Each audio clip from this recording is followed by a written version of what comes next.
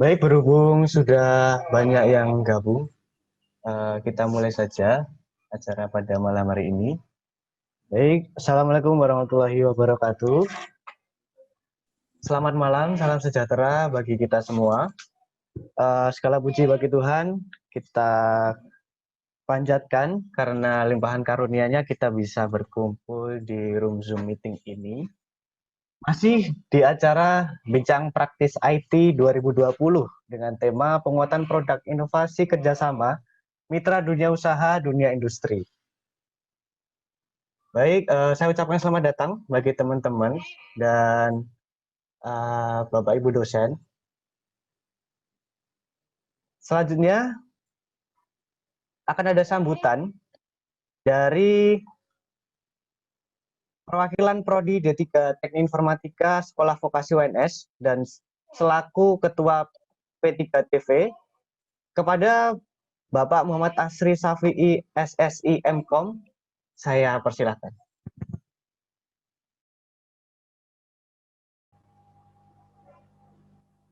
Oke, tes. Assalamualaikum warahmatullahi wabarakatuh. Bisa didengar dengan jelas ya suara saya ya?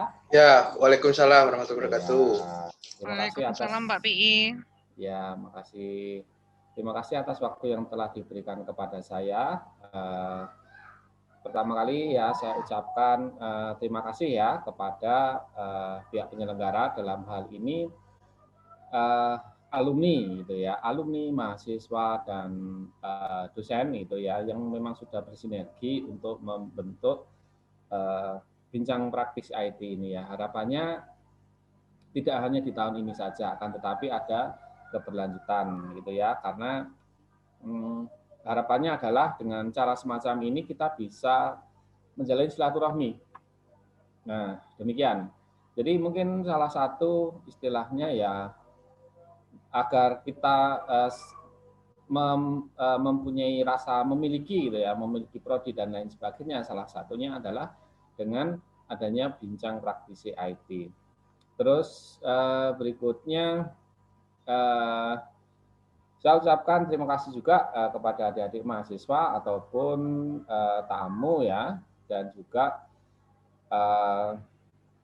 masyarakat umum gitu ya yang menghadiri gitu ya, baik di Zoom ya, media Zoom ataupun yang nantinya di media YouTube. Demikian. Perlu bapak-bapak, ibu-ibu ya dan adik-adik ketahui bahwa pada saat ini prodi sedang mendesain untuk ini ya kurikulum yang lebih bagus, karena itu adalah arahan dari pemerintah, demikian ya. Jadi tidak hanya di prodi D3 saja, akan tetapi seluruh program studi di perguruan tinggi vokasi dan politeknik. Ya, demikian. Kita melakukan restrukturisasi besar-besaran. Demikian. Dan salah satu poin utama itu adalah bahwa adanya sinergi antara pihak akademik dengan pihak industri. Demikian ya. Dan alhamdulillahnya saya selaku Ketua P3TV gitu ya, yang merupakan hibah dari pemerintah pusat, gitu kan, kita memang pada saat ini kita menyusun agar menjadi yang lebih baik, gitu. Kita sedang merumuskan bagaimana prodi kedepannya itu menjadi lebih baik meskipun masih berada di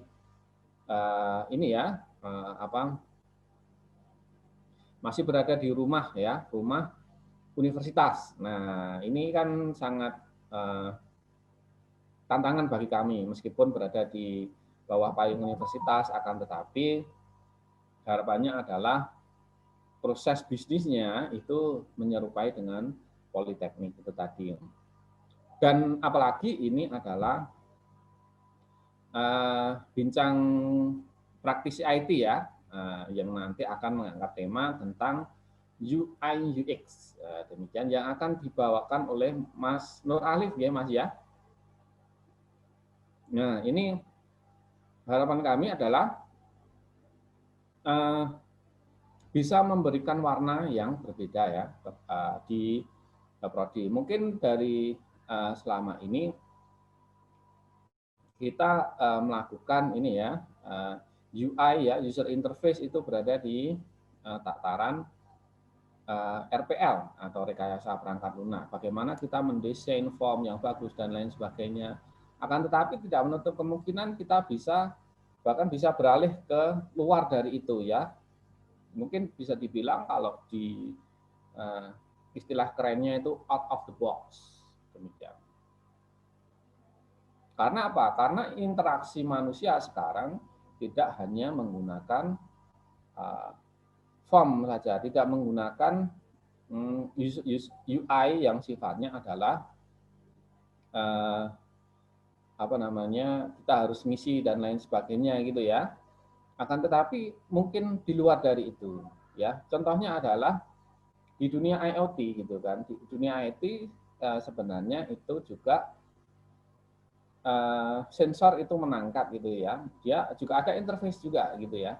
Nah, semacam ini taruhlah nanti menjadi API resource demikian, ataupun mungkin di sisi yang lain. Sekarang zamannya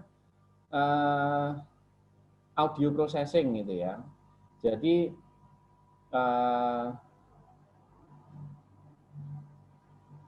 orang bisa memberikan perintah gitu ya. Orang bisa memberikan perintah itu lewat suara. Nah, kita mungkin bisa melihat di film itu ada Jarvis gitu ya.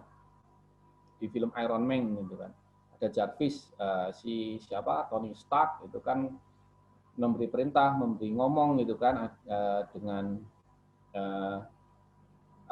hanya dengan berbicara gitu ya. Kemudian diproses oleh Jarvis dan lain sebagainya. Sekarang juga ke situ ke arah speech processing. Nah, speech processing juga ada. Harapannya itu ya. Mungkin untuk saat ini teknologi yang lebih matang itu adalah di sisi pengembangan user interface yang di RPL itu ya. Nah, akan tetapi tidak menutup kemungkinan menjadi suatu hal yang lain, dan yang matang tentu saja ini yang bisa menjadi best practice buat kita dalam proses pengembangan berikutnya. Demikian. Gitu ya. Jadi untuk para hadirin ya, mari kita menikmati bersama-sama proses bincang praktisi IT gitu ya dengan Mas Muhammad Nur Alif, di mana yang memiliki experience gitu, memiliki pengalaman ketika berada di perusahaan demikian. Dan itu mungkin bisa menjadi masukan bagi kita itu nanti ya. Mungkin tidak sekarang gitu kan, karena belum tentu mahasiswa ya sebenarnya disesuaikan ya dengan tingkat kebutuhan mahasiswa ya kondisional gitu aja. Mungkin itu saja Mas Arvin ya. Demikian dari saya. Terima kasih ya. Wassalamualaikum warahmatullahi wabarakatuh, dan silakan dilanjutkan untuk bincang praktisi IT gitu ya. Ya, terima kasih Pak Safi'i atas sambutannya, dan tadi juga sedikit selayang pandang dengan P3TV ya Pak. Iya. Oke, selanjutnya acara yang kita tunggu-tunggu, webinar dari Mas Nur Alif Mustafa AMDCOM yang akan dipandu oleh moderator kita pada Ibu Nur Firdaus. Bisa mengudara, Bu? Selamat malam, Marvin. Oke. Berhubung Bu Nurul sudah mengudara, untuk acara selanjutnya saya serahkan kepada moderator. Terima kasih. Oke, terima kasih Arvin. Assalamualaikum warahmatullahi wabarakatuh. Terima kasih untuk Bapak Ibu dosen, kemudian juga alumni dan mahasiswa, dan juga peserta yang hadir dalam acara bincang praktisi IT 2020. Nah, untuk hari ini acaranya mengenai webinar ya, tentang manfaat implementasi UI UX proses untuk penguatan produk di bidang IT, yang mana pembicaranya adalah Nur Alif Mustafa, ahli media komputer. Nah, untuk CV-nya akan saya bacakan. Jadi Mas Nur Alif Mustafa ini merupakan alumni ya dari D3TI juga. Kemudian untuk working experiences-nya atau pengalaman kerjanya ini pernah bekerja menjadi UI UX designer di Artasoft Yogyakarta dan juga Omah Solution di Yogyakarta. Kemudian untuk skill-nya tidak diragukan lagi ya di bidang UI UX. Ini beliau menguasai banyak sekali aplikasi begitu ya mengenai UI UX. Ada Figma, Sketch, Adobe XD, InVision Studio, UXing, Zeppelin, Overflow, Vinto, Framer X, Principle, Atlassian Jira, Trello, dan mungkin masih banyak lagi ya. Dan juga untuk interestnya, ini mengenai design thinking, design system, user research, interaction design, user flow, sketching, wireframing, prototyping. Nah, ini untuk CV dari Mas Nur Alif Mustafa. Dan pastinya kita akan lebih berbincang lagi ya, lebih detailnya begitu mengenai UI UX. Sebenarnya apa sih UI UX? Kemudian beda nggak sih atau ada hubungannya nggak sih antara UI UX? Kemudian juga kaitannya dengan HCI ya, Human Computer Interaction. Oke, saya persilahkan langsung kepada Mas Nur Alif untuk menyampaikan materi. Ya, terima kasih Ibu Nurul untuk waktu dan kesempatannya. Oke, langsung saja.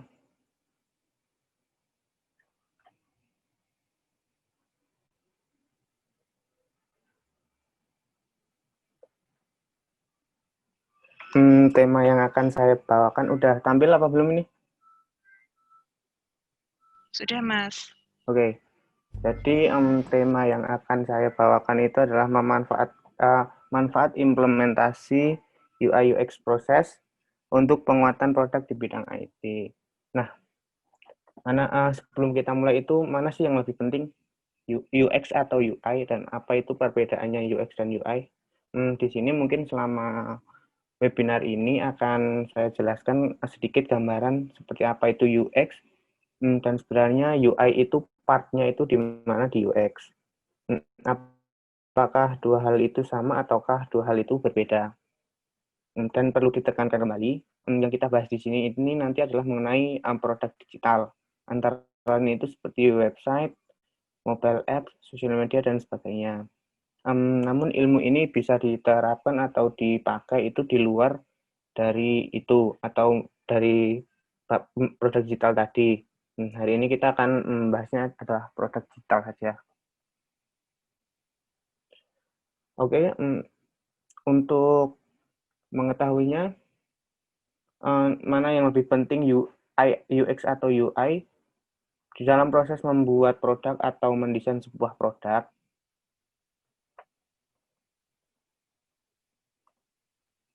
Itu kita harus mengetahui terlebih dahulu UX proses itu seperti apa. Secara singkatnya digamblangin saja, UX itu user experience dan UI itu adalah user interface. User experience itu maka kita mendesain experience. Waktu kita mendesain sebuah experience, kita berbicara tentang sesuatu yang mungkin tidak kita lihat. Karena ya kalau mungkin interface itu kan jelas kita lihat di depan mata kita. Cuman kalau yang namanya experience akan ada banyak hal.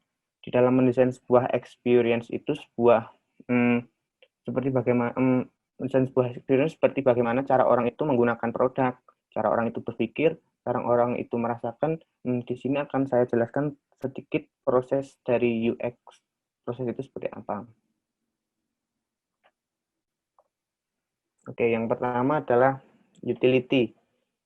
Ini yang aku bilang fundamentalnya atau dasarnya, bahwa waktu kita terjun di dalam dunia UX atau waktu kita mau mendesain atau membangun sebuah produk, inilah fundamental. Kalau kita lihat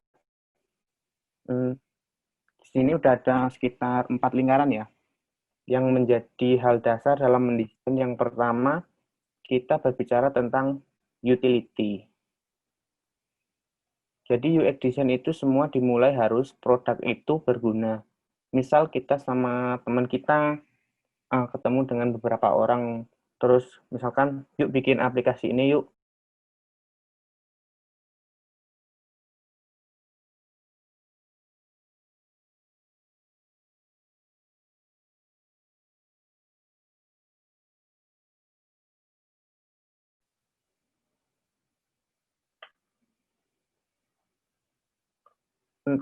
Saya ulangi lagi, kenapa mau bikin aplikasi ini? Ya mungkin karena keren-kerenan aja.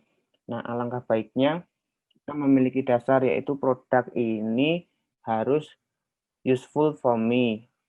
It meets my needs. Atau user yang sudah kita mau target market kita.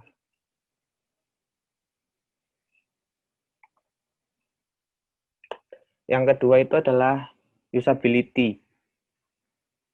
Fundamental yang kedua itu adalah usability.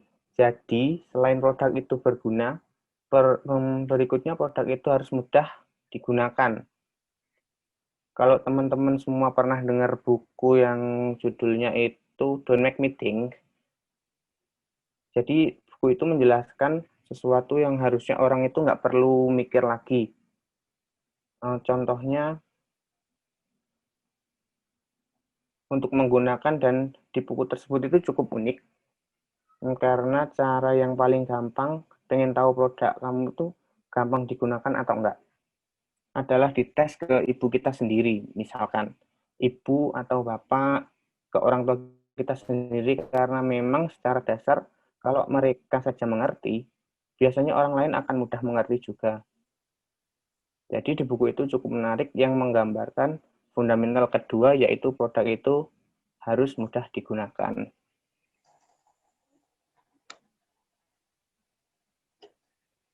Yang fundamental ketiga adalah desirability. Jadi orang itu harus ada kepengen terlebih dahulu untuk, oh produk ini kalau aku pakai nyaman ya. Contoh yang paling gampang itu kita misalkan Shopee sama Tokopedia. Kita sebut merek dikit nggak apa-apa ya. Karena ya mungkin dua e-commerce itu sudah cukup sangat terkenal di kalangan kita semua. Ada beberapa orang akhirnya tetap memilih Tokopedia daripada Shopee, itu sesimpel mungkin mereka lebih nyaman dengan interface-nya. Walaupun sesekali mereka tetap menggunakan aplikasi Shopee gitu. Karena mungkin mereka mencari barang-barang yang tidak mereka temukan di Tokopedia. Tetapi waktu ditanyakan mana yang lebih nyaman, oh Tokopedia. That's when produk itu memberikan nilai tambah dan membuat nyaman orang itu menggunakan produk tersebut.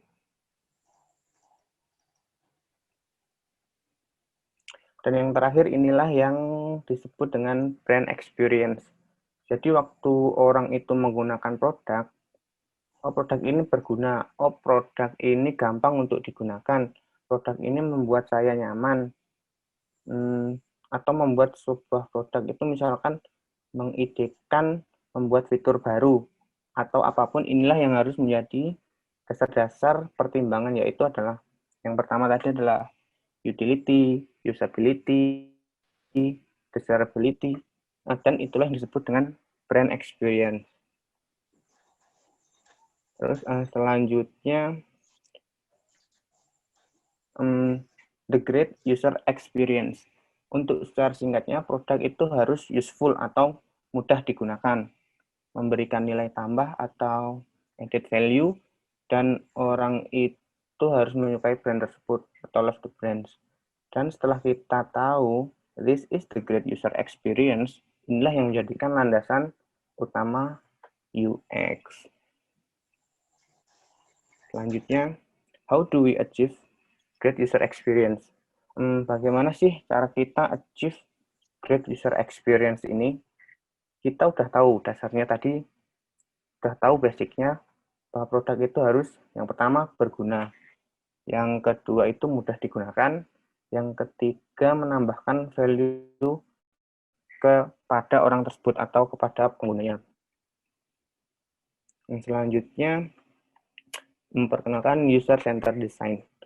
Dan ini adalah salah satu ibaratnya mungkin metode atau pengertiannya yang mungkin sudah cukup familiar yang disebut dengan user-centered design.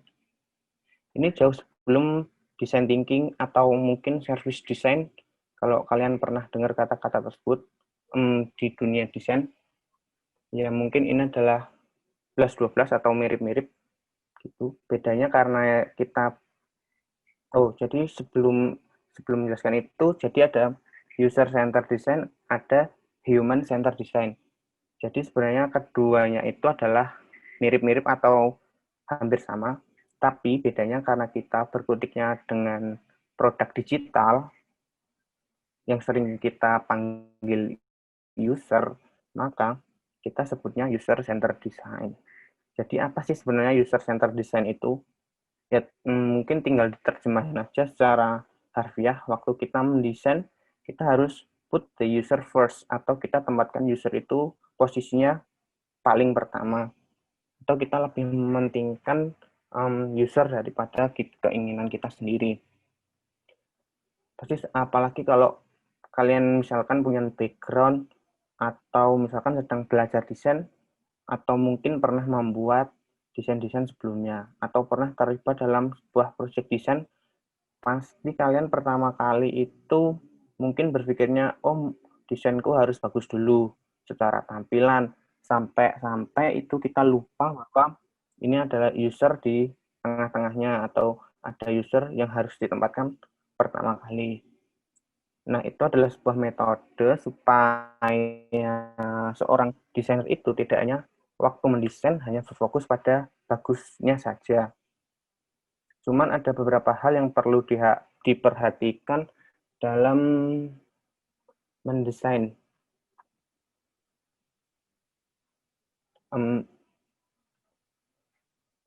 Dalam mendeliver atau mempresentasikan sebuah produk, itu ada 5 step. Dalam user-centered design ada proses. Yang pertama itu ada proses discover, proses define, proses design, proses validate, dan proses develop. Kenapa ini tidak linear? Karena alangkah baiknya itu sebuah produk itu nggak berhenti hanya di proses development aja. Namun kita terus ada yang namanya iterasi. Iterasi itu adalah proses looping. Jadi balik lagi ke fase discover, ke fase define, ke fase design, dan seterusnya. Ini terus dilakukan karena memang produk setelah kita develop selesai, terus kita lepas tangan, kan kita nggak tahu apakah produk tersebut itu bisa sukses. Ya kalau sukses, kalau enggak kan bisa repot kan. Terus tentu kita tahu sebuah produk itu bisa sempurna kalau melalui beberapa cycle. Ide dibikin terus dites, ide dibikin terus dites, dan ide dibikin dan dites, dan seterusnya. Untuk user center process itu ada yang pertama, ada proses discover, define, design, validate, develop, dan launch. Ini saya buat linear supaya kelihatan step by step-nya seperti apa aja. Yang pertama itu di proses discover. Ini kita dinamakan discover, ya kita ingin mencari tahu terlebih dahulu business needs dan user needs-nya. Kenapa enggak business needs atau user needs-nya aja? Kenapa harus keduanya? Ya terutama yang saat kita membuat sebuah produk untuk kepentingan orang lain atau mungkin kepentingan kita sendiri, pasti kita punya goals-nya tersendiri atau tujuan-tujuannya tersendiri. Mungkin aplikasinya pengen dibuat seperti ini, mungkin produknya pengen dibuat seperti ini, yang bisa dipakai di mana nanti orang lain ini nanti kalau memakai produknya jadi tidak melulu mengenai usernya, tapi juga dari sisi bisnisnya. kita juga pengen tahu goals mereka ini apa sih. Misalkan 5 sampai 10 tahun lagi ini produknya mau dikembangin seperti apa lagi sehingga pesan itu dapat tersampaikan waktu kita temukan di user needs-nya. Yang benar ini nggak ketemu, nggak business need-nya dan user needs-nya gitu.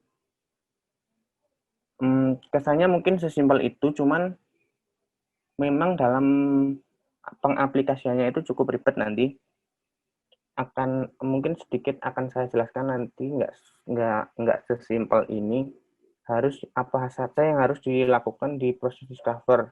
Mungkin karena ini aku taruh real user karena when we creating a product itu bukan hanya dari aku lebih baik kita nanya langsung ke real usernya. Nah, real user ini didapatkan dari mana?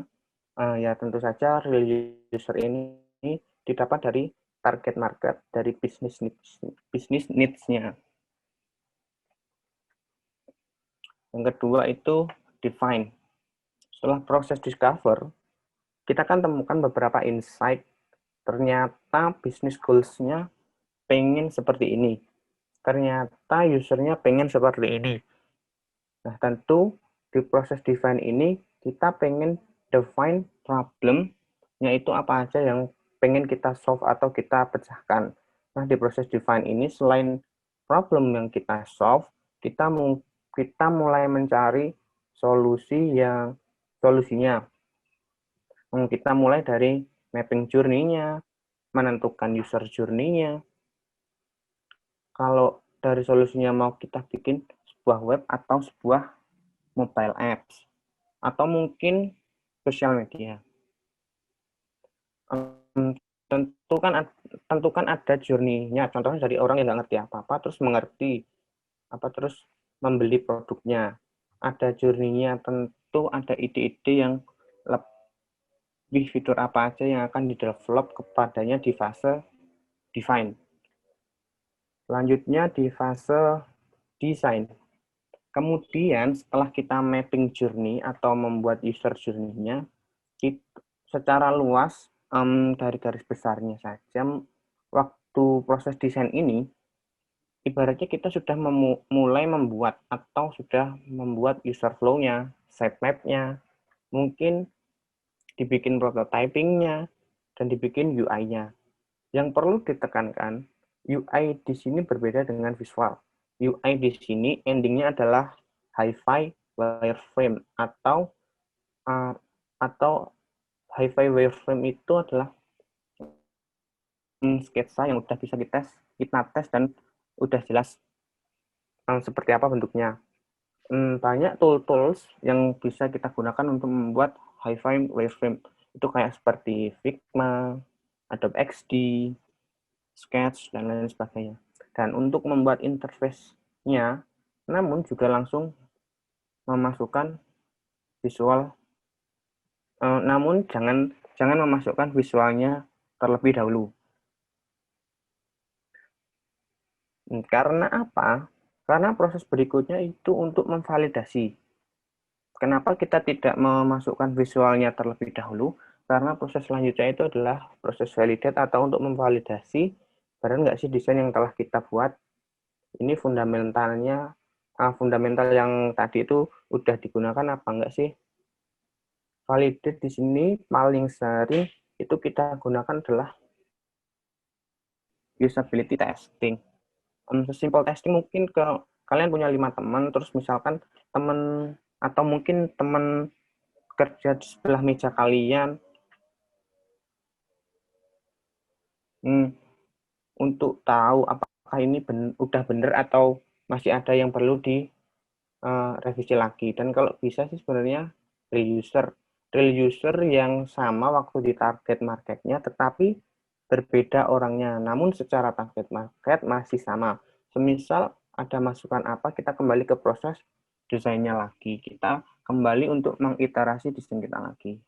Atau kita kembali ke proses desain.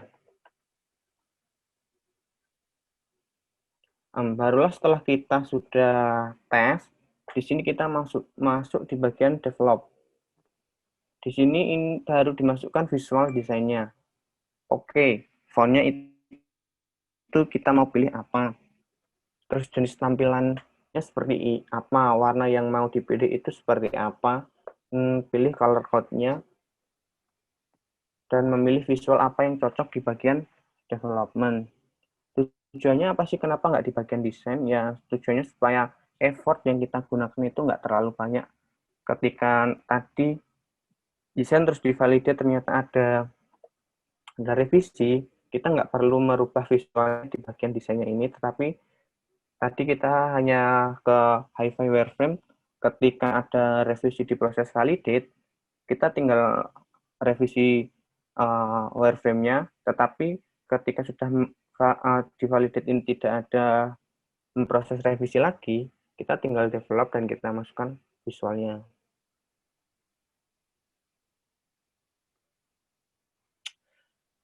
How to do it sih?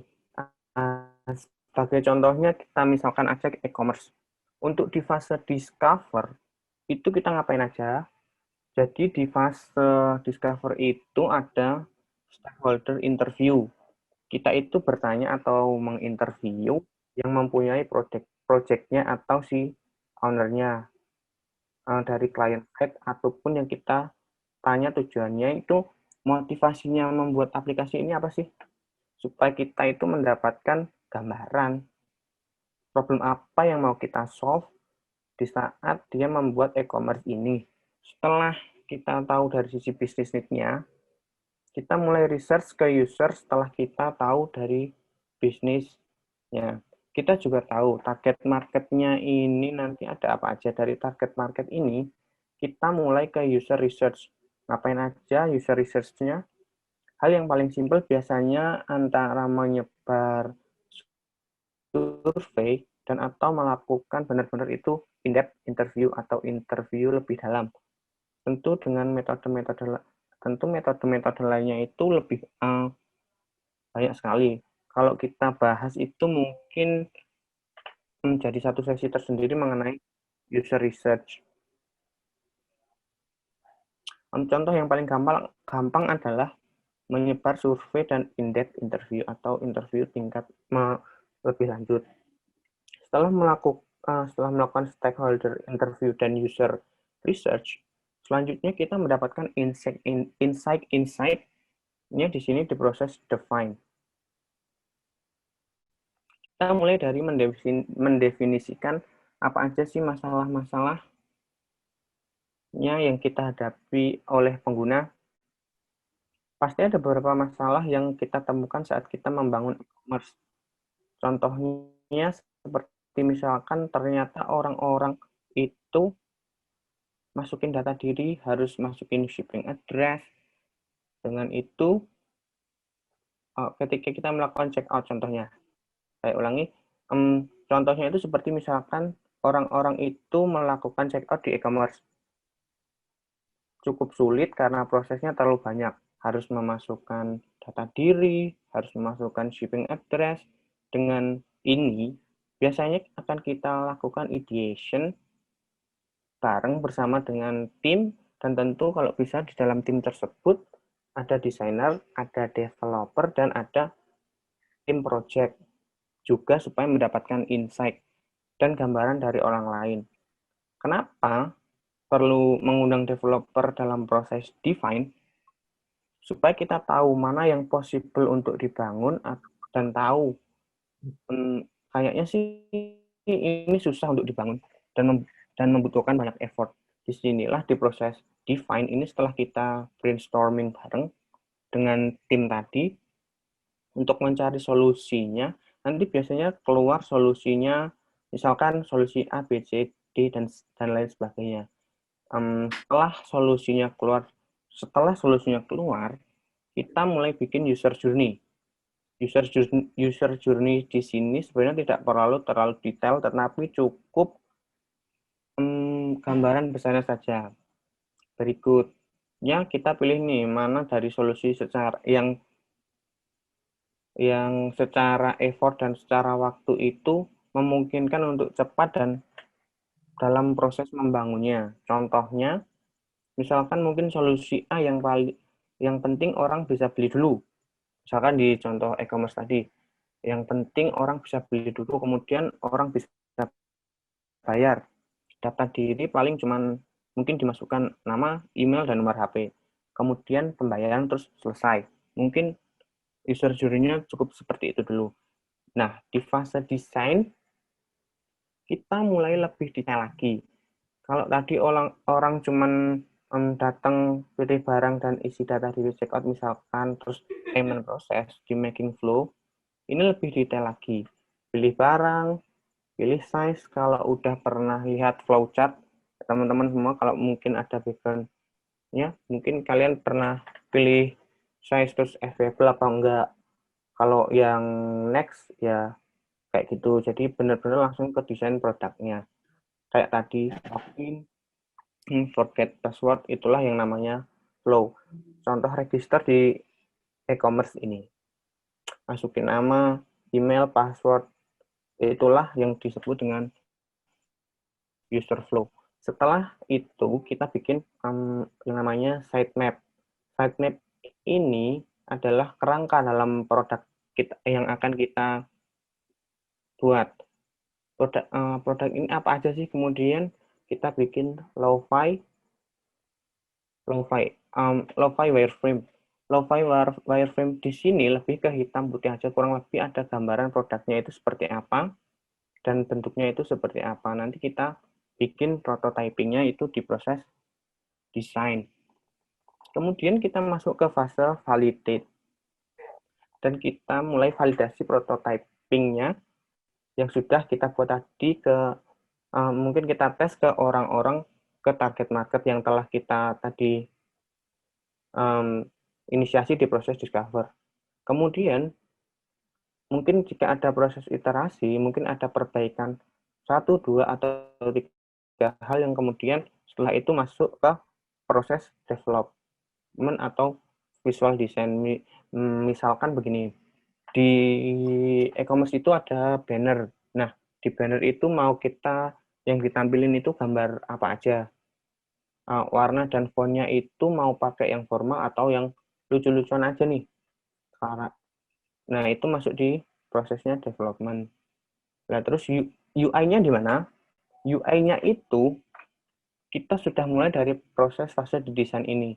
UI itu adalah semua part di sini.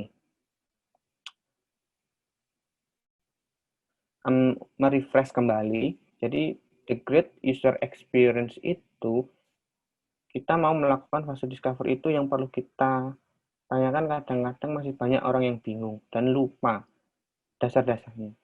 The great user experience itu pertanyaannya seputar ini, produknya harus berguna, mudah digunakan, added value, dan love the brand. Ini yang harus ibaratnya dimasukkan ke pola pikir sehari-hari waktu kita mau membuat sebuah produk. Make sure our product itu ada nilai-nilai dari dasar-dasarnya ini.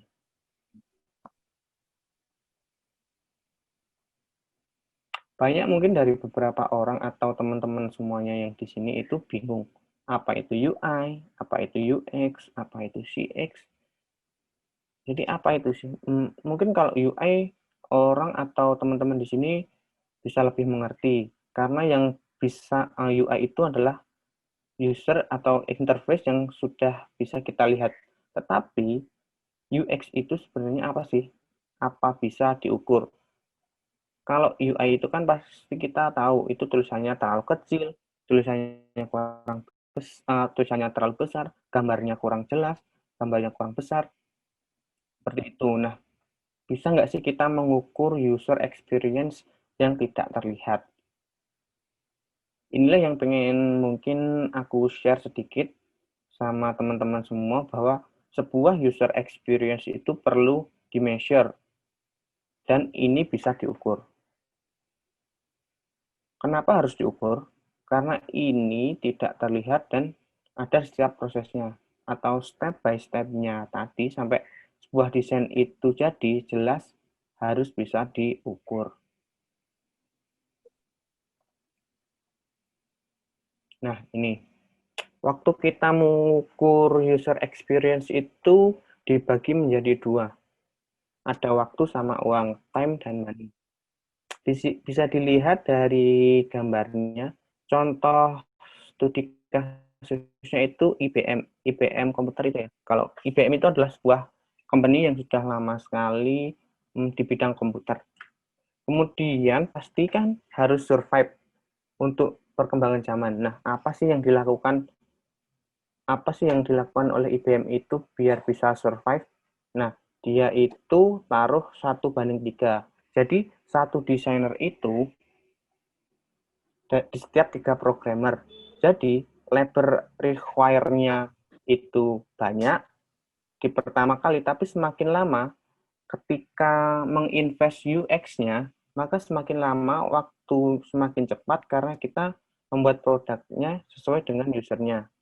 Saya ulang lagi, labor require-nya mungkin di awal tinggi atau banyak, tetapi semakin lama waktu yang semakin cepat karena menginvest UX investment-nya ini banyak, waktu yang digunakan untuk proses development-nya ini semakin cepat karena sudah sesuai dengan target marketnya dan usernya. Jadi nggak selalu membuat produk yang bagus menurut kita itu belum tentu bagus menurut orang lain, atau produk yang menurut kita bagus itu menurut orang lain itu belum tentu bagus. Dan yang kedua itu adalah money atau uang. Semakin banyak UX investment yang ditaruh, pasti kan semakin banyak orang yang dibeli karena kan sudah sesuai dengan target marketnya. Contohnya e-commerce. E-commerce tadi ya. Pasti kan kita pernah masuk e-commerce yang zonk. Misalkan mau bayar aja susah. Mau beli aja udah ditanyain banyak. Mau beli aja udah ditanyain banyak banget field-field yang harus kita isi. Nah, waktu dia itu menaruh UX investment-nya, contohnya tadi, mungkin orang ke e-commerce mau lihat produknya dulu, terus ngisi data diri belakangan. Maka increase purchasing yang akan semakin banyak di sinilah komponen yang bisa di measure atau bisa ditingkatkan. Selanjutnya adalah ROI atau return on investment. Jika kalian masih baru atau mungkin saya juga masih baru di bidang UX, UX design, mungkin masih bingung apa itu return on investment atau ROI. When you design something, itu nggak cuman kalau oke, penting di-approve oleh product owner-nya. Dan yang penting itu bagus menurutku. Inilah yang perlu kalian atau kita semua pikirkan ketika kita mendesain bahwa user experience itu harus bisa mengimprove ROI atau return on investment. Dan ini adalah 6 area yang bisa kita tambahkan. This is talking about business. Kita mungkin bicara tentang bisnis sedikit. Ada 6 area yang bisa kita tingkatkan waktu kita mengaplikasikan user experience. Ada revenue, ada support cost, ada development cost, ada customer retention, ada team productivity, ada development time. Mungkin aku jelasin aja secara singkat. Revenue ini tentu kalau kita e-commerce, kita membuat desain user experience secara baik dan benar, maka akan semakin banyak orang yang akan beli di platform atau aplikasi yang telah kita develop. Dan tentu revenue akan bertambah bagi owner yang punya produknya itu. Support dan development cost ini waktu kita mendevelop dan membuat sebuah produk, kalau kita mengikuti proses yang baik dan benar, maka kita akan mengurangi. Misalnya seperti ini, orang-orang bertanya, butuh customer service. Kita kan perlu adding lagi customer service, kita perlu menambah lagi customer service untuk menjelaskan, oh kamu tersesat di sini. Maksudnya si customer service itu harus menjelaskan, oh, kamu tersesat di sini.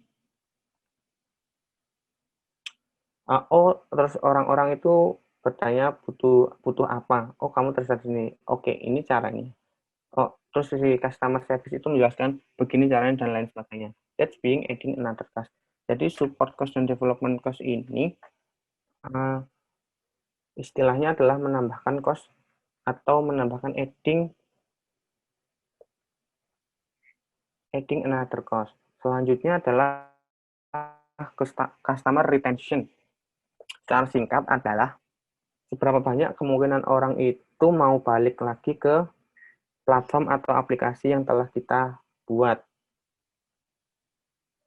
Itu adalah singkatnya dari customer retention. Untuk selanjutnya itu adalah team productivity. Tentu tadi secara produktif orangnya berapa banyak, orangnya banyak. Apa perlu kita input atau kita tempatkan 2 atau 3 atau 4 desainer. Development time tentunya saja tentang waktu. Development time ini tentang waktu ya. Yang harusnya kita juga melakukan proses dengan benar itu, katakanlah butuh atau kita mendevelop sebuah aplikasi itu, jika kita melakukan proses yang benar itu, misalkan kita butuh waktu 1 bulan. Tetapi ternyata ada banyak masalah nih. Misalkan beberapa orang itu nggak ngerti di step ini. Nah, ini kan yang kita we need at another time. Nah, ini itu sudah dibagi revenue support cost, development cost ini itu masuk time yang tadi, dan yang lainnya itu masuk ke bagian increase money. Nah, ini untuk lebih detailnya lagi, apa sih yang bisa mempengaruhi user experience itu? Ada improve credibility, ada increase exposure, ada improve performance, dan ada reduce resource burden. Ini yang bisa kita ukur dan bisa kalian mungkin kalian bisa lihat di yang udah saya share screen. Bisa kita improve itu ada user satisfaction atau kepuasan pengguna. Trafficnya berapa? When you design something, think about it. Jadi ketika kalian mendesain sesuatu itu, coba pikirkan tentang kepuasan pengguna, traffic, itu trafficnya itu berapa, karena nggak selalu buat user, nggak selalu itu aplikasi yang kita buat itu untuk user aja. Tetapi waktu kita membuat produk itu kita kayak jualan, orang akan tertarik enggak dengan produk yang kita jual. Orang akan balik lagi apa tidak dengan produk yang telah kita buat. Mungkin ketika mereka memilih barang, dipermudah. Mungkin tulisannya harus lebih mengundang perhatian buat mereka. Ketika mereka memilih, katakanlah ketika mereka akan memilih barang itu, dipermudah. Buttonnya harus lebih besar. Kalau kita berpikir sebagai desainer, kita berpikir harus sampai ke sini. Then when you designing something, itu nggak cuman memikirkan bahwa oke, yang penting produk yang aku develop itu keren, yang penting usernya ngerti, selesai. Nggak seperti itu. Jadi itu kurang lebih menjadi pertimbangan dalam sebuah user experience. Dan ini bisa diukur dari mana? Tentu dari yang seperti telah disampaikan tadi, revenue, Google Analytics, Mix Panel, Hotjar, itu mungkin jadi bisa orang-orang yang dalam. Jadi sebagai desainer kita jangan anti sama data dan angka. Jadi sebagai seorang desainer itu jangan anti sama yang namanya data dan yang namanya angka-angka. Walaupun kadang kita masuk ke dunia desain, UI, UX design atau graphic designer itu kadang pengennya nggak mau ngurusin angka. But you need to know angka-angka ini. Kenapa? Karena angka-angka atau data-data ini yang membuat platform itu survive dan terus berjalan. Karena mungkin tadi banyak sekali teori-teorinya, selanjutnya mungkin ini ada beberapa case study bagaimana UX itu bisa membantu mengembangkan bisnis growth atau pertumbuhan bisnis. Yang pertama ada Virgin America. Ini ada satu case study yang cukup terkenal dan saya juga belajar dari si platformnya Virgin America ini karena mungkin case study-nya sudah saya baca adalah jadi Virgin America ini adalah sebuah airline company atau maskapai penerbangan yang ownernya itu kalau mungkin teman-teman semua tahu adalah Richard Branson. Dan memang company ini pada zamannya itu banyak memberikan gebrakan-gebrakan yang unik untuk bisnisnya di bidang airlines atau di bidang penerbangan. Salah satunya itu mereka membuat website itu berbeda dengan website airlines yang lain. Yang pertama itu mereka membuat webnya itu responsif, yang mana pada saat itu jarang sekali yang menggunakan tentang web yang responsif ini. Jauh sebelum adanya OTA atau on target earning seperti Traveloka dan lain sebagainya itu pasti dulu kita membeli tiket pesawat itu kan langsung dari websitenya. Nah, di websitenya ini pertama kali responsif yang bisa diakses dari beberapa device seperti laptop, tablet, HP, dan lain sebagainya. Dan itu sudah menjadi gebrakan tersendiri pada waktu itu yang dilakukan oleh company-nya ini. Apa sih yang dilakukan oleh company-nya ini? Jadi company-nya ini itu membagi section-nya per part sehingga user-nya itu bisa fokus. Yang pertama itu katakanlah kita mau pergi kemana, terus dari mana, kita pilih destinasinya, terus kita pilih keberangkatannya. Yang kedua, mungkin kita bisa memilih tanggal berapa kita akan berangkat. Yang ketiga itu baru kita memilih berapa jumlah penumpang yang akan berangkat. Apa yang bisa kita pelajari dari sini? Yang jelas ini bisa mengurangi human error. Jadi orang jelas yang pertama kali pick destination dulu, kemudian pick tanggalnya berapa, baru menentukan jumlah penumpang yang akan berangkatnya itu berapa. Dan terbukti secara convention rate-nya itu dia naik sebesar 14% dan 20% lebih sedikit yang telepon ke mereka karena katakanlah tentang komplain misalkan salah beli dan lain sebagainya.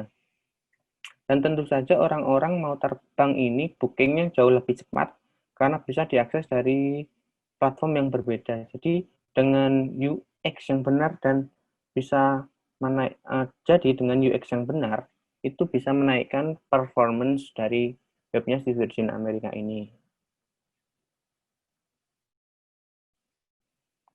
Selanjutnya government.uk atau gov.uk.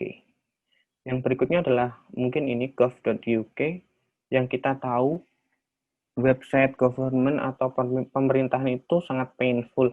Painfulnya kenapa? Karena kalau kita mau cari informasi itu mungkin susah banget. Susah sekali. Informasi yang kita butuhkan dari web pemerintah itu susah untuk dicari. Ini cukup menarik di mana government.uk ini berhasil memenangkan Design of the Years. Dan kalau mungkin teman-teman semua lihat di tampilannya, kan nggak ada gambarnya sama sekali dan nggak ada apa-apa memang ini karena dibutuhkan, memang yang dibutuhkan kalau kita datang ke website pemerintahan itu adalah we need the information. Kita itu butuh informasinya, kita tidak butuh gambarnya. Yang kita butuh itu informasi yang secara jelas. Inilah yang dinamakan design is not always about beautiful stuff. Desain itu ya ini kerangkanya benar, kategorinya benar. Desain itu nggak selalu mengenai visual. Kalau kalian bisa lihat dan mungkin kalian bisa akses gov.uk, Yang mereka lakukan adalah pembagian kategori yang jelas. Prinsip-prinsip dasar dari visual design, tipografinya jelas. Mana yang di bold, mana yang enggak. Mana yang sudah diklik, ada ditandai dengan warna ungu. Besar fontnya tidak terlalu kecil, dan jelas dari step sini kita mau ke sini. Dan apa yang bisa kita pelajari dari government.uk ini, itu desain itu tidak melulu mengenai visual. This is make a simple. Jadi desain itu yang penting adalah simple dan mudah untuk digunakan. Dan yang mereka lakukan itu adalah setelah membaca case study-nya, yang setelah saya membaca case study-nya maksudnya, mereka itu iterate. Iterate itu melakukan proses looping beberapa kali validasi ke user, mereka balik lagi ke proses desain. Setelah mereka, dan akhirnya mereka itu melakukan atau menemukan do-list. Do-list di sini adalah yang paling penting dalam sebuah website government atau sebuah website pemerintahan itu adalah what they need, simply just the information. Jadi yang mereka butuhkan di website pemerintahan itu adalah informasi yang jelas dan simple, nggak perlu ada gambar-gambarnya. Selanjutnya adalah Dulux. Dulux ini mereka menemukan saat melakukannya, jadi mereka melakukan proses research dulu. Mereka menemukan bahwa orang kalau mengecat temboknya itu cukup painful journey-nya. Mereka harus ke tukang cat dulu, terus mereka dapat sampelnya terus ditempelkan ke temboknya. Ya, udah mungkin cuman pakai imajinasi aja warna apa yang cocok gitu kan. Nah, ketika dicat ternyata kan nggak cocok. Mereka menggunakan teknologi AR atau augmented reality yang basisnya itu adalah mobile base. Misalkan kalau kita taruh warna kuning ini cocok nggak ya sama ruangannya? Dengan mereka melakukan research terlebih dahulu, mereka itu tahu problemnya di mana. Mereka bisa memberikan solusi yang memang sangat membantu untuk usernya. Hasilnya 60% dia increase di sales-nya. 92% increase juga untuk nyari stokisnya. Dan yang download aplikasinya pasti juga banyak sekali karena ini memang sangat membantu dari usernya.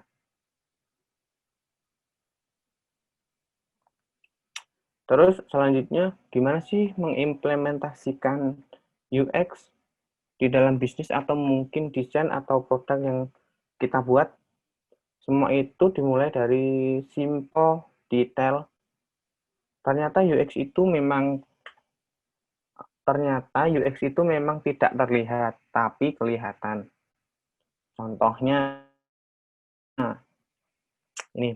Contohnya mungkin beberapa dari kalian atau teman-teman semua di sini tidak kelihatan ya bedanya yang satu, bedanya yang kiri dan yang kanan itu apa. Kalau bisa kalian lihat lebih detail lagi, di sebelah kanan atau ini, itu di gambarnya itu digelapkan sedikit dibandingkan yang kiri. Tujuannya apa? Tujuannya agar supaya judul dari produknya ini bisa terlihat. Sedangkan di bagian kiri atau yang bagian ini, orang akan agak mencerna sedikit. Itu yang membuat possibility orang untuk drop off atau keluar dari website yang karena judul dari produknya itu tidak jelas. Background-nya digelapin itu supaya judulnya terlihat jelas. That's you design the experience. Jadi ketika mendesain experience itu harus diperhatikan hal-hal yang kecil, misalnya simple, yang tadi simple detail. Orang menjadi nyaman ketika melihat tulisannya yang bagian kanan ini. Dan orang juga akan lebih jelas melihat produknya. Contoh yang kedua, Dan yang paling sering kita temukan adalah form design atau mendesain sebuah form. Banyak sekali seperti gambar yang kiri ini, waktu kita mau ngasih tahu form design kita salah, katakanlah seperti itu. Kita cuman kasih alert atau warning error atau wrong seperti itu aja. Nah, kalau kalian udah atau teman-teman semuanya udah pernah belajar UX, itu kan ada yang namanya heuristic review. Heuristic review ini sering dipakai untuk mengaudit UI atau UX. Itu salah satunya adalah kita sebagai desainer itu harus memberikan informasi yang sejelas-jelasnya kalau user itu sudah melakukan kesalahan. Makanya kita waktu dia salah, kita harus kasih tahu informasi yang sejelas-jelasnya dan tindakan apa aja yang harus dipilih atau dipilih oleh si pengguna atau si user. Simple tapi kan dampaknya besar. Contohnya seperti ini. Ketika dia salah memasukkan password, kita taruh tulisan atau kita taruh kata-kata password incorrect. If you don't remember your password, tindakannya itu adalah ketika si user lupa sama passwordnya, tindakannya itu adalah kita memberikan suggest atau saran untuk mereset passwordnya. Jadi kita tempatkan button di sini.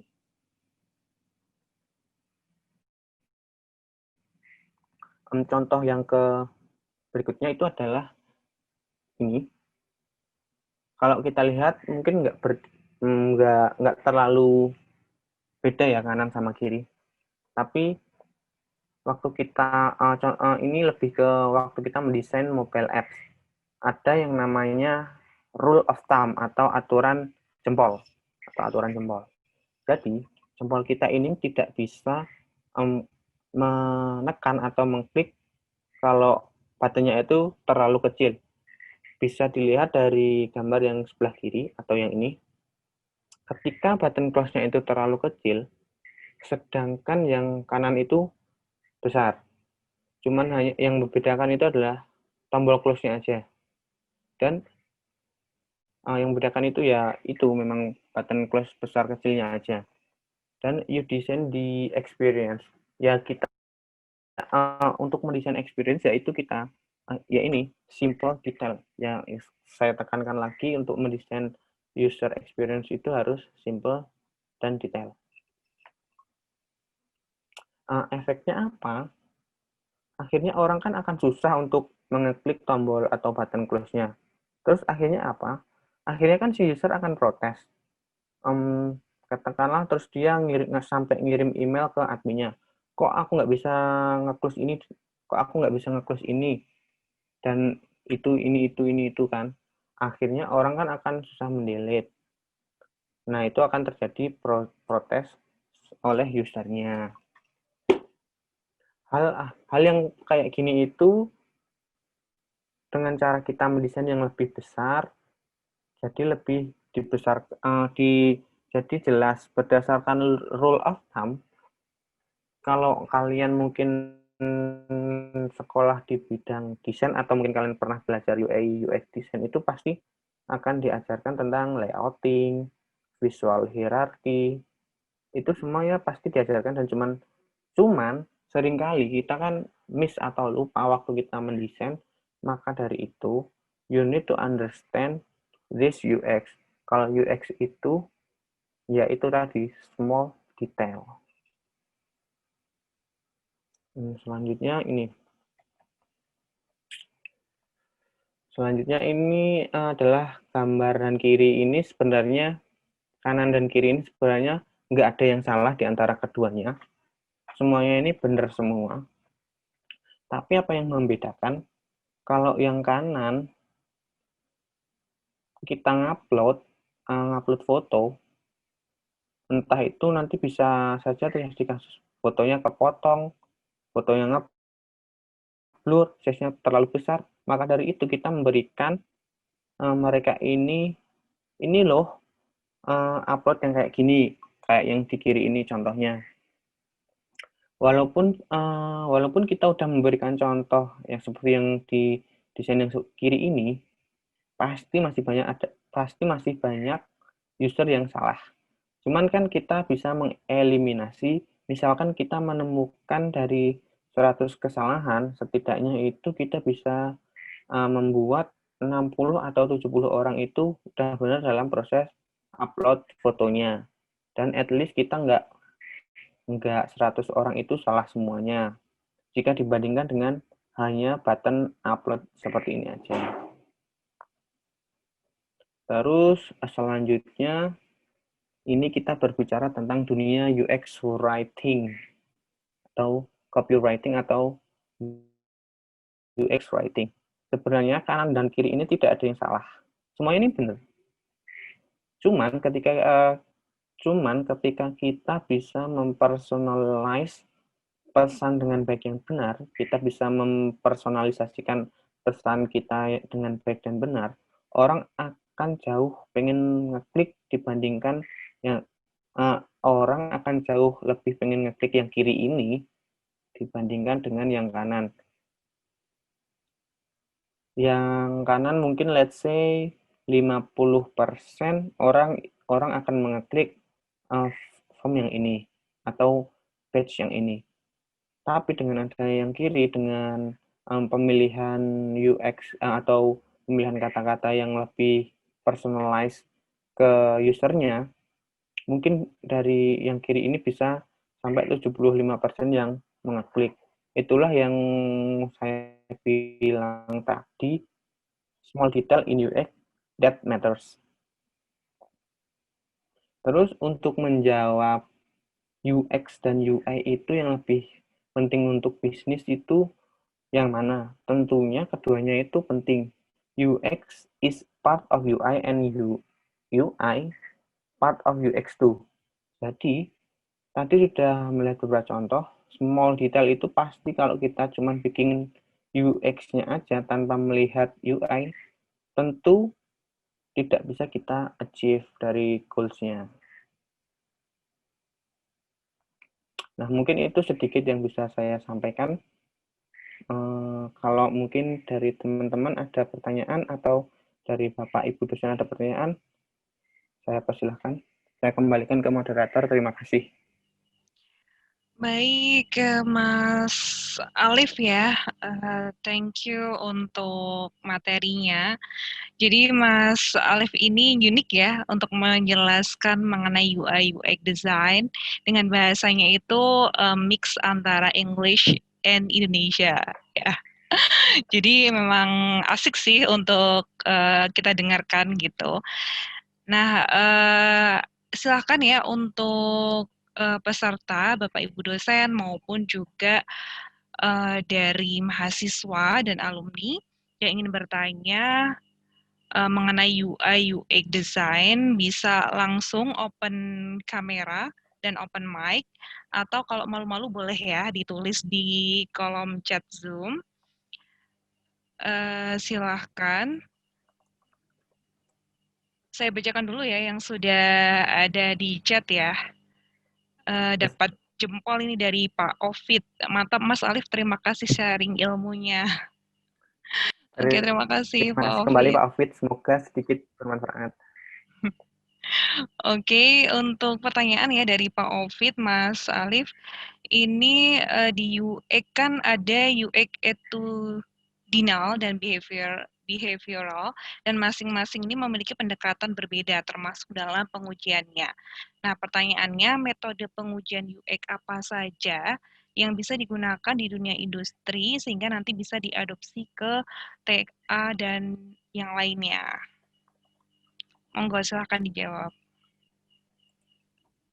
Oke, terima kasih Pak Ovid untuk Pak Ovid ya tadi yang bertanya. Iya.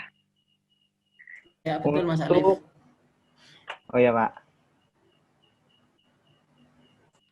Monggo Pak Ovid kalau mau ada yang ditambahkan dari pertanyaannya.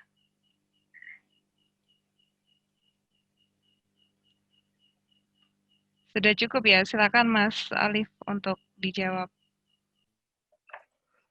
Iya, untuk UX attitudinal dan UX behavior itu memang berbeda pendekatannya, tapi untuk dalam pengujiannya saya baca lagi dulu ya pertanyaannya. Nah, mungkin dari saya itu yang paling relate itu adalah usability testing. Untuk pengujiannya, kita tinggal menguji saja produknya itu seperti apa. Jadi tinggal kita tes langsung ke usernya, seperti itu. Maaf, Ali, mungkin barangkali detail lebih penjelasan sedikit model usability testingnya itu modelnya seperti apa? Mungkin bisa dijelaskan Mas Alif. Terima kasih. Oke, Pak. Jadi usability testing itu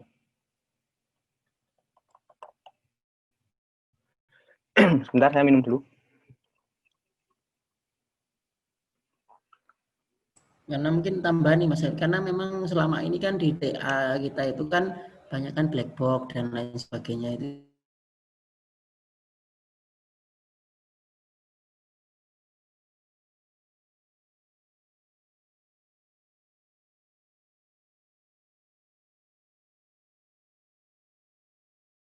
Produk sekarang itu luar biasa termasuk di e-commerce yang dijelaskan Mas Alif tadi yang detail sekali ya.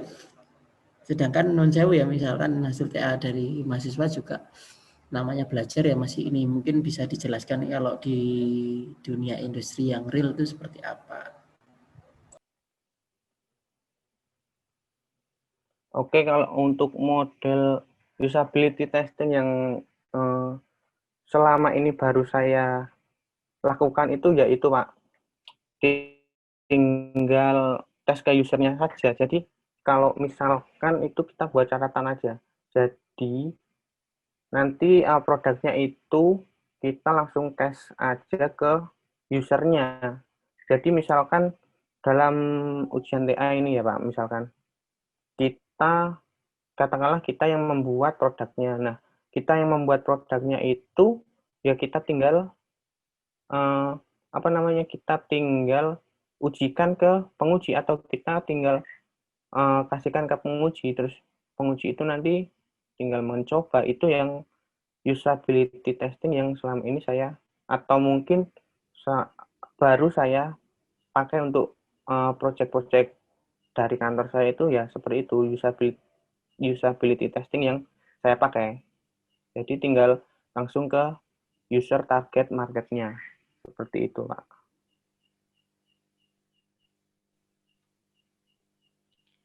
Begitu Pak Ovid, mungkin ada yang ditanyakan lagi.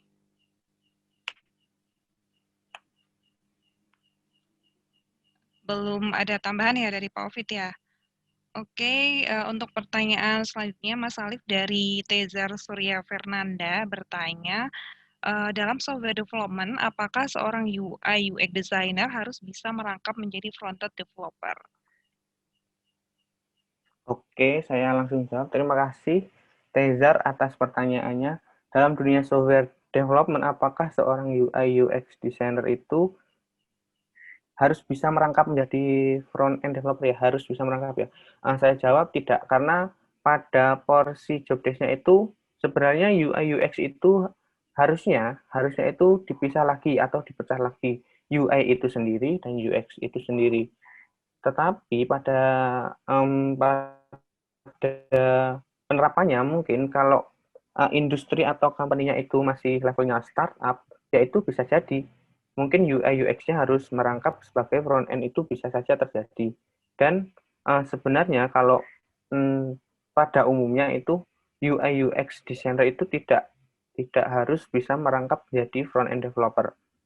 Dan kalau ya itu tergantung dari individunya masing-masing. Kalau individunya masing-masing itu mampu dan mau untuk merangkap, ya silakan. Tetapi pada dasarnya, pada umumnya juga itu di software development itu porsi UI UX itu dan front end itu sudah berbeda. Seperti itu. Jadi untuk job desk-nya untuk front-end developer dan UI UX ini memang berbeda ya Mas Iya. Alif ya? Oke, mungkin ada yang ingin bertanya lagi? Atau saya boleh nanya ya Mas ya? Ya silakan Ibu Nurul. Oke, jadi kalau tentang UI UX design itu pastinya kita butuh ya cari inspirasi. Nah, Mas Alif sendiri where do you go for UX design inspiration? Kalau Gimana? UI UX itu saya biasanya cari inspirasinya itu ya dari desain-desain orang lain.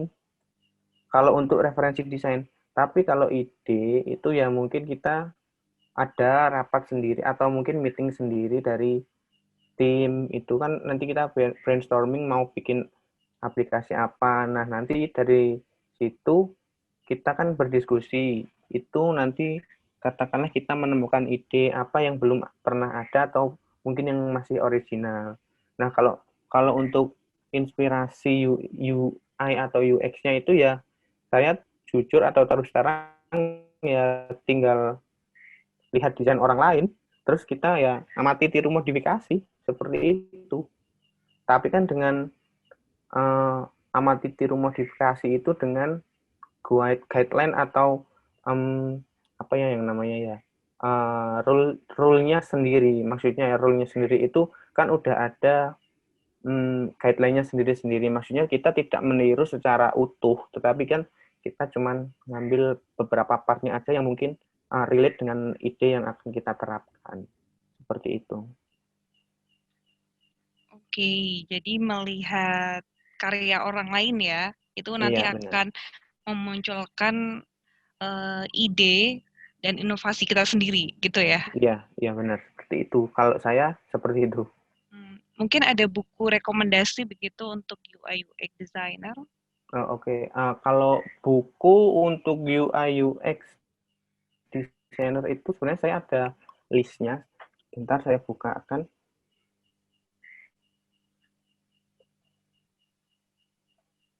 Nah, ini mungkin juga bagi yang tertarik bisa dibaca-baca ya, nanti buku-bukunya bisa juga sebagai inspirasi ketika nanti membuat TA juga ya untuk mahasiswa. Itu mungkin sambil Mas Alif mencari ya untuk list bukunya, apakah ada pertanyaan lagi dari peserta, dari Bapak Ibu dosen mungkin maupun dari alumni atau mahasiswa yang hadir, silakan untuk open mic dan juga open cam. Langsung saja ngobrol dengan Mas Alif.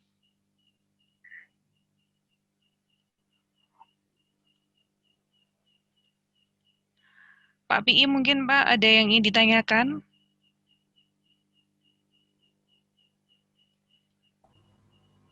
Tidak ada. Ini lagi serius bikin PowerPoint dulu ini.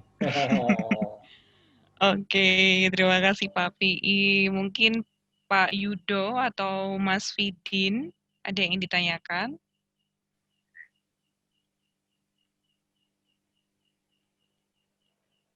Oke, belum ya. Oh, Pak Yudo ini ada yang bertanya, Pak Yudo ya. Saya bacakan dulu ya Mas Alif pertanyaannya Pak Yudo. Silakan Bu.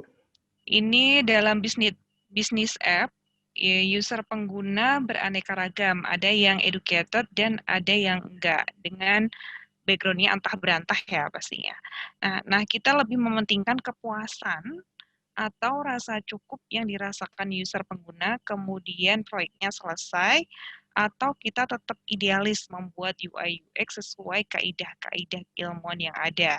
Bahkan mengedukasi user pengguna tentang UI UX sehingga waktu akan lebih lama dan cost bertambah. Nah, ini bagaimana nih Mas Alif?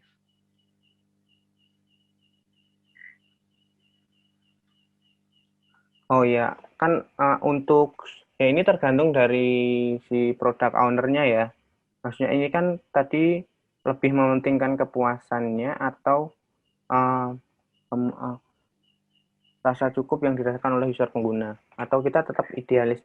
Nah, ini tergantung product owner-nya juga. Goals-nya yang mau ditentukan itu apa? Apakah mementingkan kepuasan penggunanya atau kita tetap idealis sama UX UX ya, dengan kaidah keilmuannya. Nah, itu kan semuanya tergantung dari si product owner-nya mau produk itu mau dibuat seperti apa kan dari product owner-nya. Seperti itu. Oke, selanjutnya ada pertanyaan dari Hanif Fauzi Hakim. ini untuk terjun ke dunia UI UX sendiri, apa yang harus dikuasai selain menggunakan tool untuk UI UX?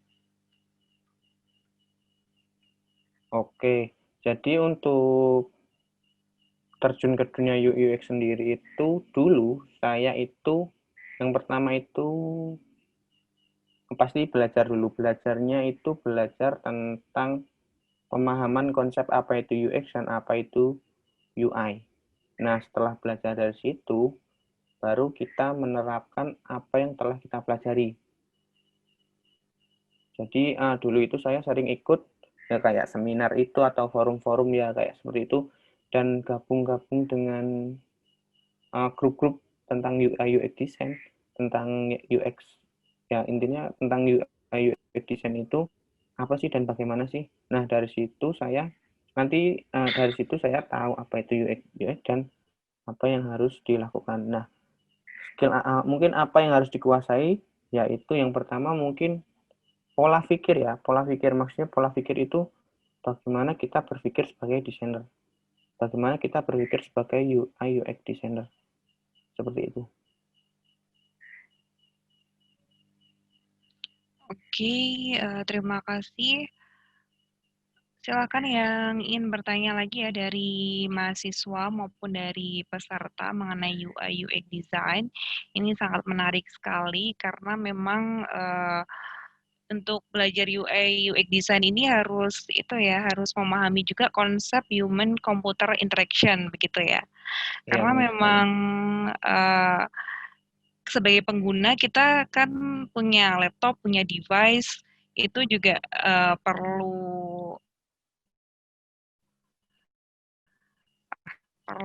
gitu bagaimana koneksinya dengan aplikasi maupun website dengan tampilan aplikasi atau websitenya gitu ya. Itu mungkin untuk konsep dasar dari UI UX tadi sudah dijelaskan detail sekali ya Mas ya. Mungkin juga yang ingin belajar bisa baca buku ya. Sudah ketemu ya untuk listnya?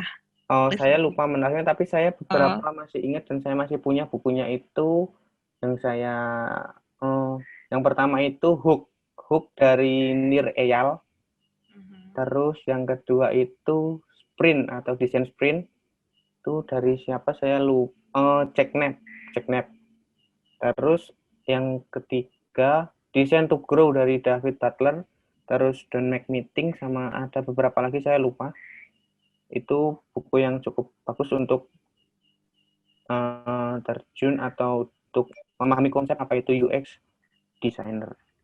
Itu berarti untuk tingkat pemula ya, belum ke tingkat yang pro ya? Belum. Itu membuka itu istilahnya kita untuk membuka pemikiran kita sebagai UX designer. Buku-buku tersebut itu rekomen seperti itu. Oke. Kemudian ini ada pertanyaan lagi dari Pak Fidin. Ini pada saat proses evaluasi, bagaimana cara menentukan responden yang tepat untuk pengujian? Karena seringkali pengujian yang berkaitan dengan responden terdapat bias, gitu. Oke, untuk responden ya, berarti kan ini masuknya ke target marketnya. Jadi waktu proses kita discover tadi, kita kan udah menentukan target marketnya itu siapa aja. Misalkan target market kita itu pemuda umurnya kisaran 18 sampai 25 tahun, katakanlah seperti itu. Nah, yang ya itu untuk proses evaluasi itu ya sebisa mungkin atau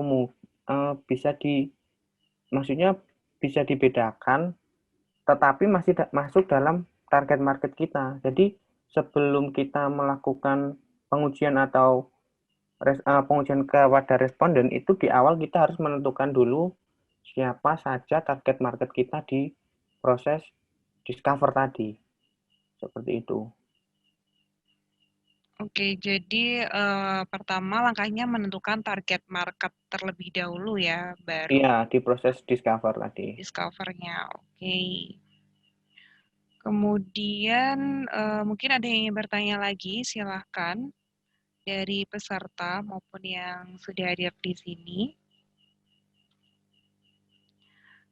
Nah, mungkin Mas Alif untuk sebagai pemula kan ini mungkin belum terlalu mengerti begitu ya atau berpengalaman mengenai UI UX. Nah, tadi disebutkan juga bahwa Mas Alif pada awalnya mengikuti semacam grup gitu ya, Iya. grup atau channel mengenai UI UX. Nah, itu mungkin bisa di-share bagi pemula sebaiknya mengikuti grup apa begitu. Kalau grup yang saya diikuti itu banyak ya, terutamanya di Telegram, karena base-nya itu saya di Telegram karena ya mungkin jumlah anggotanya lebih banyak di Telegram. Itu ada grup yang saya ikuti itu ada Design Thinker, ada Figma Discussion, ada Rumpi Design, Sinau Design, terus ada UXID dari berbagai daerah, ada yang dari Pekanbaru, ada dari Bandung, ada dari Jakarta, ada dari Surabaya, ada dari Yogyakarta, dan lain-lain. Nah, untuk grup yang lainnya itu ada di platform yang lain juga, di Facebook juga ada. Tinggal search aja UI UX, grup UI UX atau belajar UI UX, terus di LinkedIn saya juga ada. Seperti itu. Jadi kalau mau gabung di grup yang untuk belajar itu ya mungkin di grup-grup UX ID atau di grup Rumpi Design itu bisa. Itu kalau di Telegram saya kan karena project atau media chattingnya itu di Telegram, tidak menggunakan WA. Oke, berarti untuk mahasiswa yang ingin mengetahui begitu ya mengenai UI UX design bisa berguru langsung ya kepada Mas Alif ya melalui LinkedIn atau grup-grup Telegram yang disebutkan tadi. Itu untuk umum ya, Mas? Berarti mahasiswa boleh ikut ya? Iya, untuk umum. Boleh. Siapa aja segala umur, mau Segala umur, mahasiswa, oke. mau siswa, boleh. Oh ya, mau saya sampaikan juga satu yang penting, sebelum kalian masuk ke atau lebih mendalami UI UX itu kalian harus, yang pertama itu harus menemukan mentor dulu. Mentor kalian di UI UX supaya nanti kalian tidak bingung ketika kalian stuck untuk mengerjakan suatu hal atau mengerjakan katakanlah project dummy atau kalian ingin mencoba desain-desain itu. Harus menemukan mentor dulu. Oh, begitu ya. Jadi Mas Alif bisa jadi mentor kan ya?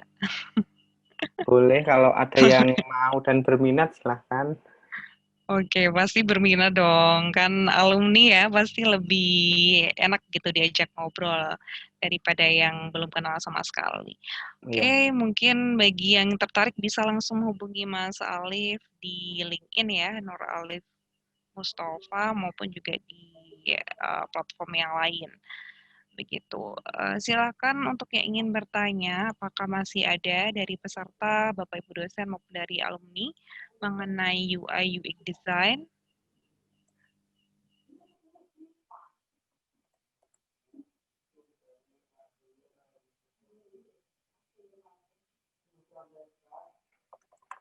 Halo, apakah ada yang ingin bertanya? Oke, nampaknya sudah.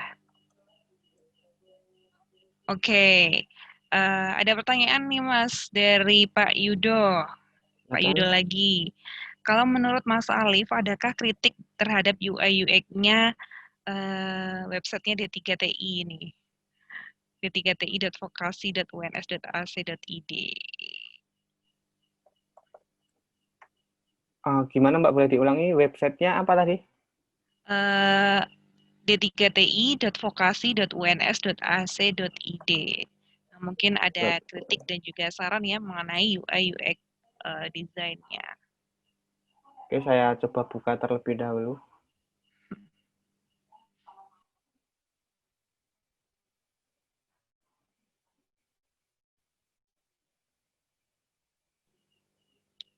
Oke, barangkali yang masih ingin bertanya silakan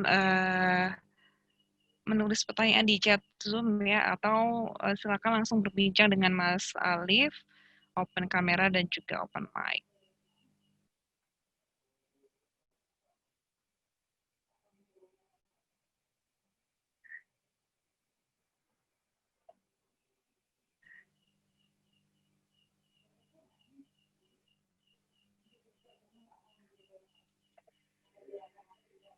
Oke, silakan Mas Alif untuk langsung memberikan kritik sarannya terhadap website D3TI.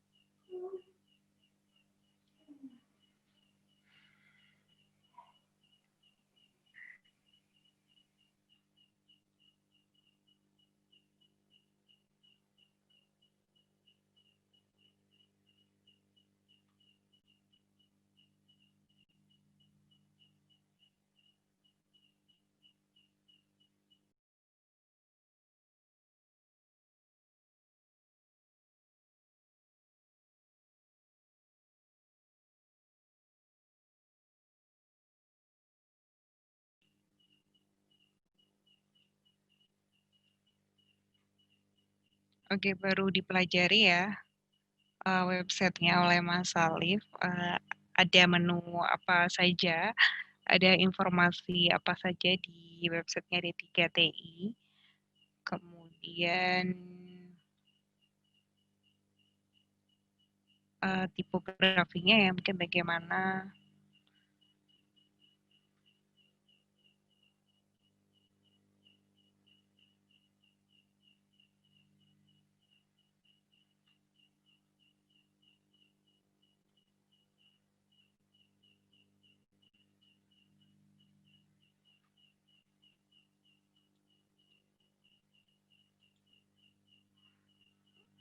Oke, sambil menunggu apakah sudah ada yang perlu dikomentari Mas Alif?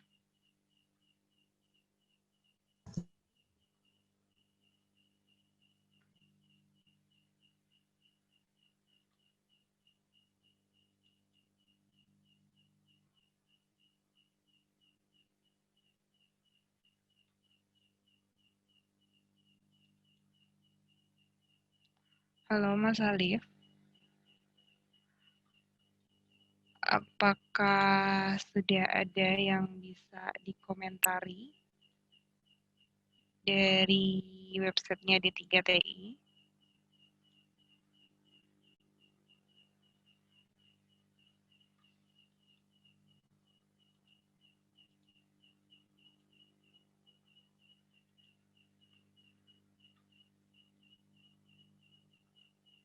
Oke, kita tunggu ya untuk Mas Alif untuk masuk kembali karena out begitu. Mungkin bagi peserta yang masih ingin bertanya ya mengenai UI UX design, kemudian bagaimana sih cara membuat UI UX design yang oke, atau pengen tahu dasar-dasar UI UX design, bisa langsung ya drop pertanyaan di chat Zoom. Nanti akan saya bacakan untuk pertanyaannya. Baik, sambil menunggu untuk Mas Alif masuk kembali ya. Oke, kita tunggu dulu.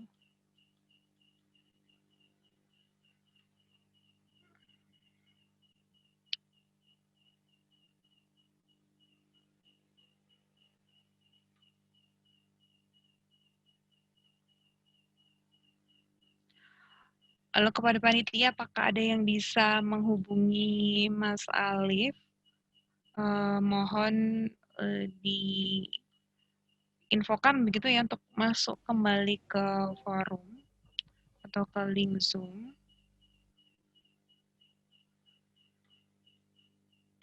Karena saya cek belum masuk ya untuk Mas Alif ya. Mungkin koneksinya terputus atau ada gangguan. Cek. Oh, bentar, baru dihubungi sama panitia dulu, Mbak. Oke, terima kasih.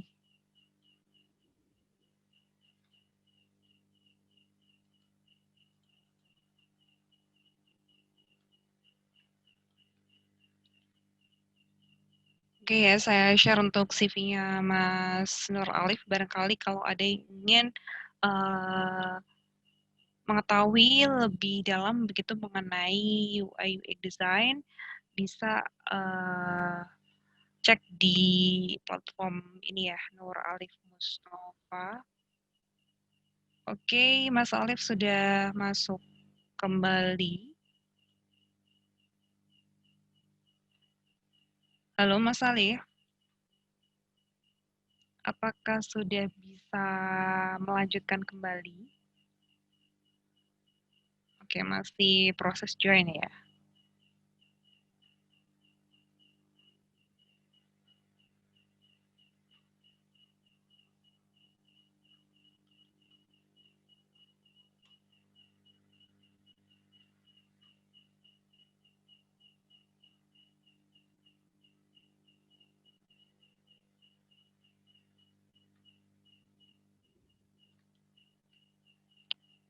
Halo Mas Alif, apakah sudah bisa bergabung kembali di Bincang Praktisi IT?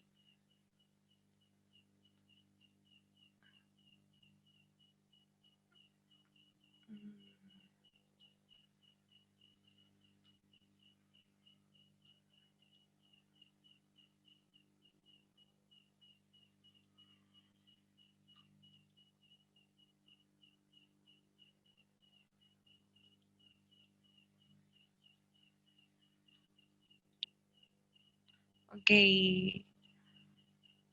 tadi sempat terputus ya koneksinya ya Mas Alif ya?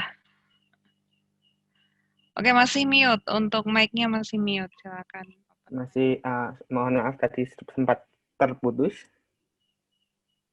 Oke, apakah bisa dijawab untuk pertanyaannya dari Pak Yudo mengenai website D3TI? Silakan. Oh ya, terima kasih. Oh, untuk website D3TI mungkin untuk masukan saya nanti mungkin nggak di sini ya Pak, nggak, nanti di forum lain aja atau mungkin nanti saya sampaikan langsung aja. Private ya, Iya, bisa dijelaskan ya untuk detailnya langsung ke iya. Pak Yudo gitu. Oke, terima kasih untuk Pak Yudo atas pertanyaannya dan juga Mas Alif. Ini ada pertanyaan lagi Mas Alif dari Handi Fauzi Hakim. Untuk terjun ke dunia UI UX sendiri, apa yang harus dikuasai selain menggunakan tools untuk UI UX? Silakan. Sepertinya tadi udah saya jawab. Oh, sudah ya. Oh ya. Oke. Dari panitia mungkin ada salah pemberitahuan. Oke, terima kasih. Oke, ini ada pertanyaan dari Ibnu Dwi Panugroho. Mohon izin bertanya, apakah dalam pengembangan aplikasi dapat terjadi ketidaksinambungan atau bentrok antara UI design dengan UX design? Misalkan interface aplikasi yang baik, tetapi pengalaman penggunanya kurang, maupun sebaliknya. Jika dapat terjadi, bagaimana cara untuk mengatasinya? Kalau menurut saya itu jarang sekali terjadi dan itu mungkin sangat minim sekali terjadi karena kalau misalkan di satu company itu ada katakanlah UI sendiri dan UX sendiri ya, atau mungkin job desk-nya kan udah berbeda sendiri-sendiri. Nah itu sebelum mereka melakukan proses development itu pasti mereka kan ada meetingnya terlebih dahulu. Nah di situ atau di proses itu mereka itu menyatukan pendapatnya mereka. Jadi untuk terjadinya bentrok atau ketidaksinambungan itu sangat kecil sekali terjadi. Seperti itu. Karena mungkin kan udah dipikirkan matang-matang dari segi UX dan UI-nya. Jadi menurut saya itu sangat kecil sekali terjadi. Karena desain UI UX sendiri kan desainnya tim ya Mas ya, Iya, pasti seperti sudah itu. dibicarakan bareng-bareng begitu Iya, ya. benar. Oke, mungkin karena waktu ya sudah malam, sudah jam 20.30 lebih malahan, kita cukupkan sekian ya untuk webinar. Mungkin kalau ada pertanyaan bisa langsung disampaikan ke Mas Alif. Mungkin ada closing statement Mas Alif? Oh ya, terima kasih atas waktu dan kesempatan yang telah diberikan kepada saya. Semoga harapan saya ilmu yang sangat sedikit tadi bisa bermanfaat bagi teman-teman semua. Dan mungkin Saya juga bisa lebih belajar lagi dari pertanyaan-pertanyaan yang telah disampaikan tadi. Mungkin itu sedikit dari saya. Terima kasih. Oke, terima kasih Mas Alif atas materinya hari ini, kemudian juga waktunya karena sudah menjelaskan materi yang sangat daging sekali begitu karena detail ya mengenai UI UX design dari fundamental konsepnya begitu sampai dengan contoh-contohnya seperti apa dan juga penerapannya begitu. Oke, terima kasih juga untuk semua yang sudah hadir atau berpartisipasi dalam Bincang Praktisi IT 2020. Langsung saya tutup karena pesan dari MC moderator saja begitu ya yang tutup. Maka dari itu saya tutup. Selamat malam, selamat beristirahat. Wassalamualaikum warahmatullahi wabarakatuh. Waalaikumsalam warahmatullahi wabarakatuh.